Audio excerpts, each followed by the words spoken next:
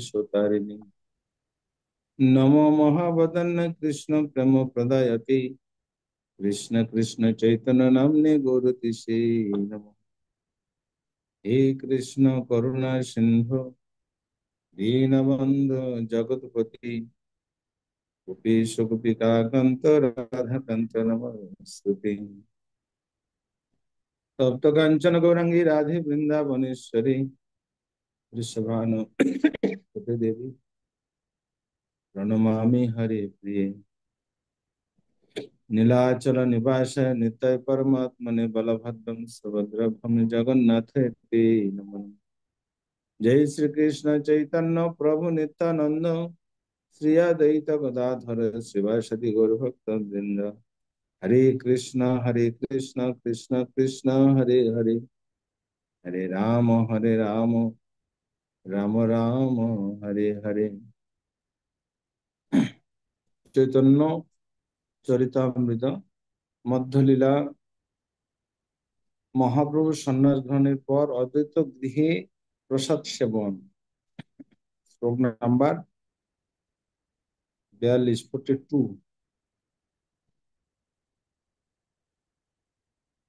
তিন ঠাই ভোগ বাড়াইল সম করি কৃষ্ণের ভোগ বাড়াইল ধাতু পাত্রের পরি। সমস্ত খাবার তিনটি সমান ভাগে ভাগ করলেন। তার একটি ভাগ শ্রীকৃষ্ণের ভোগের জন্য ধাতু পাত্রে রাখা হলো। তাৎপর্য প্রভুপাদ কি। এই শ্লোকে বারেল শব্দটি অত্যন্ত তাৎপর্যপূর্ণ। এই সাধু শব্দটি বাংলা গৃহস্থদের গৃহে ব্যবহৃত হয়। রান্না করা খাবারের একটি অংশ যখন নিয়ে নেওয়া হয় তখন প্রকৃতপক্ষে তা কমে যায়, কিন্তু বারাইল শব্দের অর্থ হচ্ছে বর্ধিত হওয়া। খাদ্যদ্রব্য যদি শ্রীকৃষ্ণের ভোগের জন্য প্রস্তুত করা হয় এবং ভগবানকে ওই বৈষ্ণবদের নিবেদন করা হয় তাহলে তা বর্ধিত হয়, কমে যায় না। 32 আটিয়া কলা আঙ্গাটিয়া পাতি দুই ঠাই ভোগ বাড়াইল ভালোমতি। তিন ভাগে এক ভাগ বাড়া হলো ধাতু পাত্রে এবং অন্য দুভাগ বাড়া হলো কলা পাতায়। সেগুলি ছিল 32 আটিয়া কলার পাতা এবং সেগুলির মাঝখান থেকে না চিরে আস্তাই রাখা হয়েছিল। মধ্যপৃত ঘৃতশীত সল্লেন্ন স্তূপ চারিদিকে ব্যঞ্জন রঙ্গা আর মধুগ সুখ।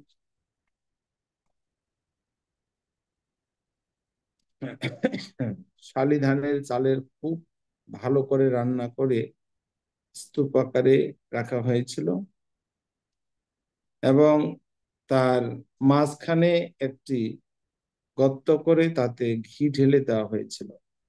সে অন্নের স্তূপের চারপাশে ছিল কলা পাতার ডোঙ্গায় নানাবিধ ব্যঞ্জন ও মুগ ডাল। হরে কৃষ্ণ। শালিক ধানের চিড়ে, এটা কবিতা ছিল, ছোটবেলায় পড়েছি। এখনো খিচড়া গোপীনাথের ওখানে কলা পাতা ব্যবহার করে ভোগ লাগায়। ছত্রক বাস্তক শাক বিবিধ প্রকার পটল কুষ্মান্ড ভারি বড়ি মান কচু।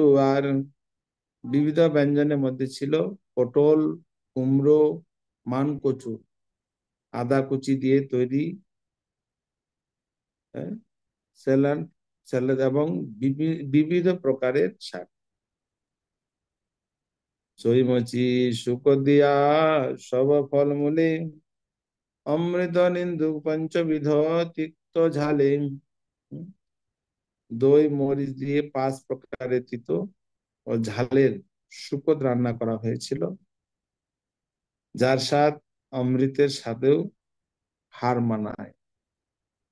যাক, এখনকার আধুনিকতার লেটেস্ট মডেল অন্যরকম, যা আগে এরকম ছিল। কমল নিম্বপত্র সহ ভাজা বাতা কি পটল ফুল বড়ি ভাজা কুষ্মান্ড মান চাকি। তো কচি নিম পাতা দিয়ে বেগুন ভাজা হয়েছিল, ফুলবড়ি দিয়ে পটল ভাজা হয়েছিল, এবং কুমড়ো মান কচু ভাজা হয়েছিল। তাৎপর্য, অভিজ্ঞ গ্রন্থকার ছিল কৃষ্ণদাস কবিরাজ গোস্বামী বর্ণিত এই সমস্ত উৎকৃষ্ট রান্নার পদগুলি আমাদের রান্নার বইয়ে যুক্ত করার জন্য আমাদের সম্পাদককে আমরা অনুরোধ করি।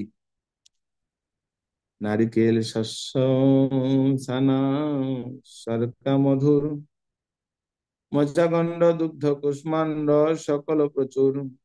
নারিকেল, শাক, ছানা, শর্করা দিয়ে এক মধুর উপাদেয় খাবার তৈরি করা হয়েছিল। আর ছিল মচাগণ্ড, দুগ্ধ কুষ্মাণ্ড, এই সবে প্রচুর পরিমাণে তৈরি করা হয়েছিল। মধুরম্বরাম্বরী পাচশয়, সকল ব্যঞ্জন করিল লোক যত হয়। মধুরাম্বরা এবং 5-6 প্রকার টক রান্না করা হয়েছিল। সবকিছুই পর্যাপ্ত পরিমাণে রান্না করা হয়েছিল যাতে সকলেই প্রসাদ পেতে পারে। মুগবরা, গলা বরা, মাছ বরা মিষ্ট, ক্ষীর পুলি নারিকেলে যত পিঠা ইষ্ট। মুগ ডালের বড়া, কলার বড়া, মাছ বড়া রান্না করা হয়েছিল। আর ছিল বিবিধ প্রকারের মিষ্টি, ক্ষীর পুলি, নারিকেল ও বিবিধ প্রকারের পিঠা। 32 আটিয়া কলা, ডঙ্গা বড় বড়, চলে হালে নাহি, ডঙ্গা অতি বড় ডর। 32 আটিয়া কলার পাতা দিয়ে তৈরি ডঙ্গা, সেই সমস্ত ব্যঞ্জন আদি বাড়া হয়েছিল সেই কলা পাতা। ডঙ্গাগুলি এত বড় শক্ত ছিল যে সেগুলি নড়বড় করছিল না বা কাত হয়ে পড়ছিল না।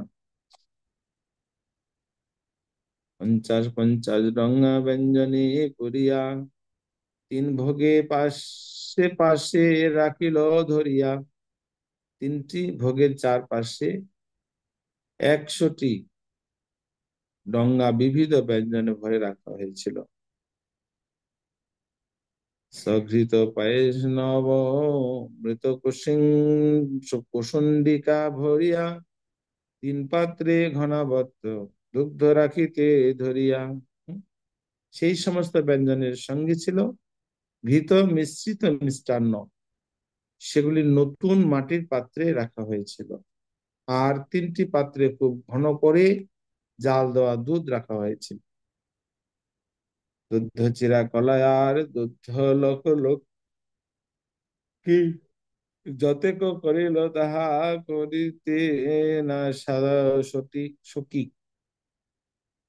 আর ছিল দুধ মেশানো চিরা কলা এবং লাউ, যত আর অন্য ব্যঞ্জন রান্না হয়েছিল তার সমস্ত বর্ণনা করা সম্ভব নয়। 2 পাশে ধরিল সিন্ধিকা ভরি, চাপা কলা দধি সন্দেশ করিতে না পারি। হম চাপা কলা, দই, সন্দেশ আদি বিবিধ প্রকারের মিষ্টান্ন যা বর্ণনা করা সম্ভব নয় সেই সমস্ত মাটির পাত্রে ভরে দুপাশে রাখা হয়েছিল। অন্য ব্যঞ্জন উপরি দিলা তুলসী মঞ্জরি, 3 জলপাত্রে সুবাসিত জল ভরি। অন্ন ব্যঞ্জনের উপরে তুলসী মঞ্জরি দেওয়া হয়েছিল এবং 3টি জল পাত্রে সুবাসিত জল ভরা হয়েছিল। 3 শুভ্রপীঠ তার উপরি বসন, এই রূপে সাক্ষাৎ কৃষ্ণ করাইল ভজন।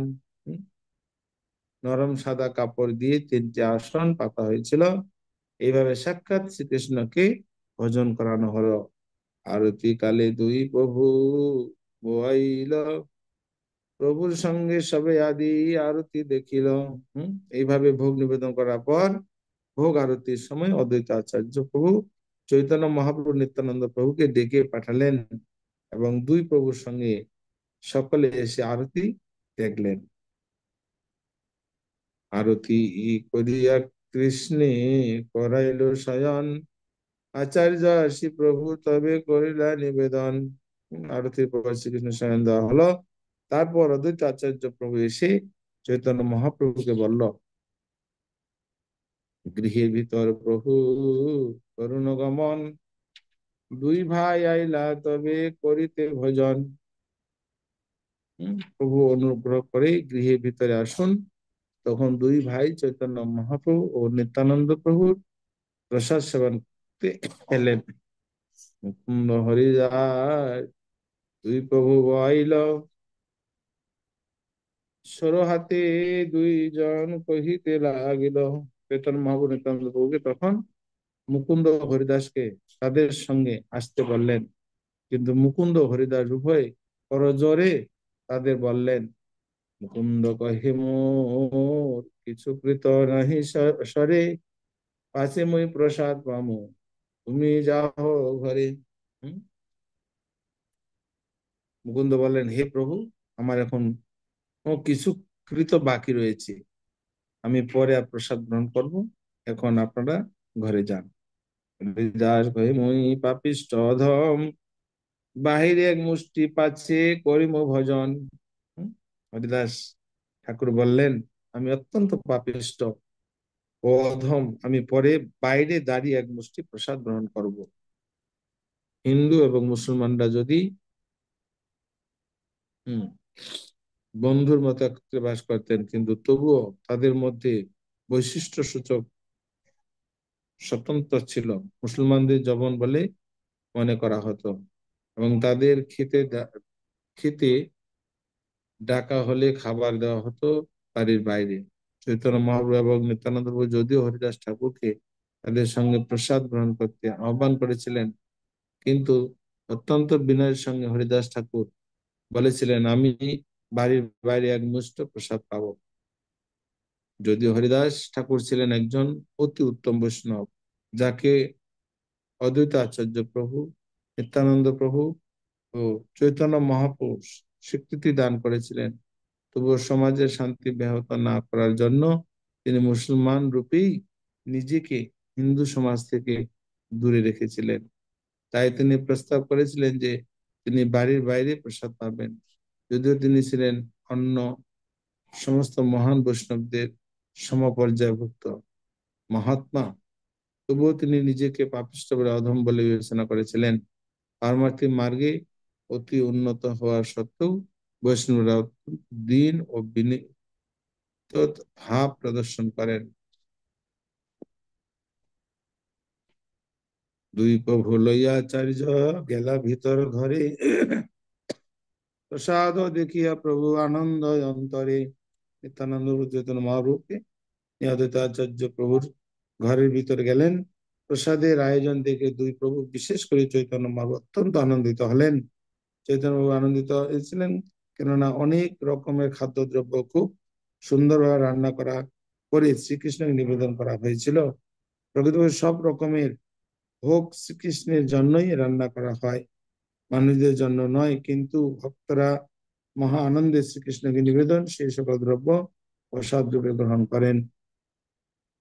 হইছে অন্ন যে কৃষ্ণকে করানো ভজন, জন্মে জন্মে শিরে ধরো তাহারও চরণ। চৈতন্য বাবু এতই আনন্দিত হয়েছিলেন যে তিনি তখন বলছিলেন, এই ধরনের অন্য যিনি শ্রীকৃষ্ণকে ভজন করান, জন্মে জন্মান্তরে আমি তার চরণ আমার মস্তকে ধারণ করি। প্রভু জানে তিন ভোগ কৃষ্ণের নৈবেদ্য, আচার্যের মন কথা নহে প্রভুর বেদ্য। ঘরে ঢুকে চৈতন্য মহাপ্রভু তিনি ভোগ দর্শন করে মনে করেছিলেন যে সেই সব হচ্ছে শ্রীকৃষ্ণের নৈবেদ্য, কিন্তু তিনি অদ্বৈত আচার্যের অভিপ্রায় বুঝতে পারেননি। ভক্তি সিদ্ধান্ত সরস্বতী ঠাকুর এই সম্বন্ধে বলেছেন যে অদ্বৈত আচার্য প্রভু যে তিনটি ভোগ সমান করে বেড়েছিলেন, তার মধ্যে ধাতু পাত্রটির উপর শ্রীকৃষ্ণের ভোগ ছিল, অপর দুইটি কলাপাতা দুইটি ভোগ ছিল ধাতু পাত্রস্থ শ্রীকৃষ্ণের ভোগ, বা শ্রীকৃষ্ণকে অদ্বৈত আচার্য প্রভু স্বয়ং নিবেদন করেছিলেন। কলাপাতার ভোগ দুইটি নিত্যানন্দ প্রভু, চৈতন্য মহাপ্রভু নিত্যানন্দ প্রভুর জন্য অনিবেদিত অবস্থায় ছিল। তা অদ্বৈত আচার্য প্রভু মনে মনে রেখেছিলেন। তিনি মহাপ্রভুর কাছে ওই কথা বলেননি। সুতরাং মহাপ্রভু তিনটি ভোগেই কৃষ্ণের নৈবেদ্য বলে মনে করেছিলেন। বহু বলে বৈশতীন করিয়ে ভজন, আচার্য কহে আমি করিব পরিবেশন। হম চৈতন্য মহাপ্রভু বললেন, এসো আমরা তিনজন একসঙ্গে বসে প্রসাদ সেবা করি করি। কিন্তু অদ্বৈত আচার্য বললেন, আমি প্রসাদ পরিবেশন করব, কোন স্থানে বসিব আর, আনো দুই পাত্র, অল্প করি আনিত হে দেহ ব্যঞ্জন ভাত। হুম, সেটা মনে মনে মনে করেছিলেন যে সেই তিনটি পাত্র বিতরণ করার জন্যই, তাই তিনি বলেছিলেন, আরো দুটি কলাপাতা নিয়ে এসো এবং তাতে অল্প অল্প কিছু অন্ন ব্যঞ্জন দাও। আচার্য কহে বৈশদ হে পিঁড়ির উপরে, এত বলি হাতে ধরি বসাইলো দুহারে। অদ্বৈত আচার্য বললেন, তোমরা দুইজন এই পিঁড়ির দুটির উপরে বসো। এই বলে তাদের হাত ধরে তিনি তাদের বসালেন। প্রভু কহে, সন্ন্যাসী ভক্ষ নহি উপকরণ, ইহা খাইলে কইছে হয় ইন্দ্রিয় বারণ। চৈতন্য বললেন, এত সমস্ত উপাদেয় উপকরণ ভোজন করা সন্ন্যাসীর উচিত নয়। এই সমস্ত খেলে কিভাবে সে তার ইন্দ্রিয় দমন করবে? উপকরণ বলতে ডাল, তরকারি প্রভৃতিকে বোঝানো হয়েছে, সেগুলি দিয়ে খুব সুন্দরভাবে করা যায়। সেই রকম মুখরোচক দ্রব্য সন্ন্যাসীর অধিকার নেই।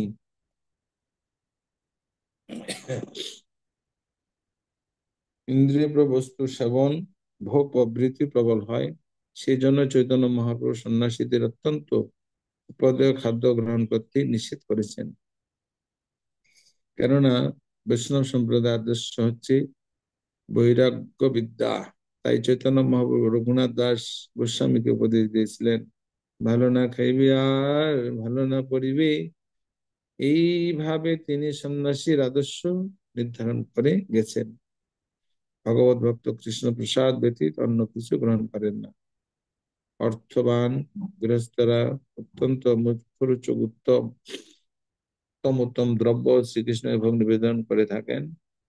ফুলমালা, পালঙ্ক, অলঙ্কার, উপাদেয় খাদ্যদ্রব্য, পান ও তাম্বুল আদি কৃষ্ণ বিলাস সামগ্রী হলেও অকিঞ্চন বৈষ্ণব তার দেহকে প্রাকৃত ও বিভৎস জ্ঞানে সেই সমস্ত দ্রব্য গ্রহণ করেন না। তিনি মনে করেন যে সেগুলি স্বীকার করলে ভগবানের চরণে অপরাধ হবে। বৈষ্ণব অভিমানী অবৈষ্ণব সহজে বুঝতে পারে না চৈতন্য মহাপ্রভু কেন অদ্বৈত আচার্য প্রভুকে অন্য দুটি পাতা অল্প একটু অন্ন ব্যঞ্জন দিতে বলেছিলেন। আচার্য কহে, ছাড়ো তুমি আপনারও চুরি, আমি সব জানি তোমার সন্ন্যাসেরও ভারী ভুরি ভারী ভারী ভুরি। চৈতন্য তার জন্য পরিবেশিত অন্ন গ্রহণ করতে অস্বীকার করলেন। তখন অদ্বৈত আচার্য বললেন, তুমি তোমার এই লুকোচুরি ছাড়ো, আমি তোমার সব কথা জানি, আর তোমার সন্ন্যাস গ্রহণের গোপন কারণটিও আমি জানি। হরে কৃষ্ণ। আজকে এখানে থাক।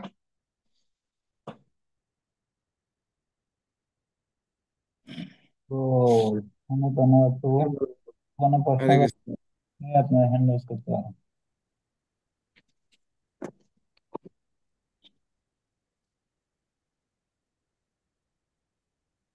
মঞ্জুমান বলেন,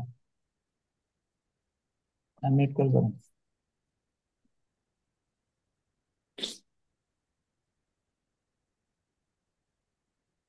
বলুন, শোনা যাচ্ছে না তো কিছু? হ্যাঁ, শোনা যাচ্ছে না?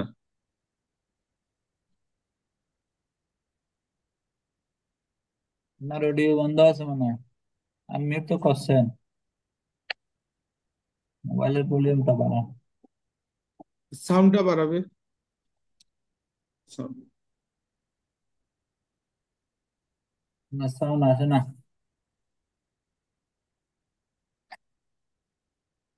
আপনার কোনো সাউন্ড আসে না।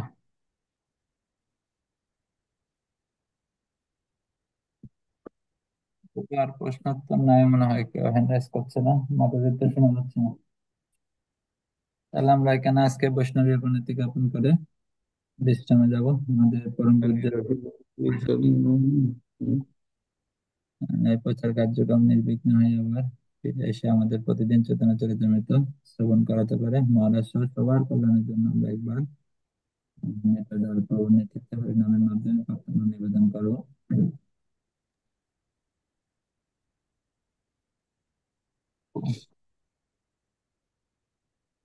হরিনাম। হরে কৃষ্ণ কৃষ্ণ কৃষ্ণ হরে হরে, হরে হরে রাম রাম রাম হরে হরে। এখানে রহিল কি কৃষ্ণ। চৈতন্য মাধুরী হ্যাঁ। গ্রন্থ চৈতন্য বদন বলিয়া বলে। হরে বলো হরে। হরে কল্পতরুভ্যশ্চ কৃষ্ণপ্রভুতঃ পতিতানাং পাবনেভ্যো বৈষ্ণবেভ্যো নমো নমः। अनंत कोटि वैष्णव वृंदा की जय, हिसरेने भक्त जय महाराज की जय, उपस्थित गौर भक्त मंडली की जय, हिस ग्रेस निताय प्रभु की जय, निताय गौर सीतानाथ आनंद हरे। হরে সব কৃষ্ণ। সুস্থ থাকুন, শুভ সকাল, এখানে রইলো।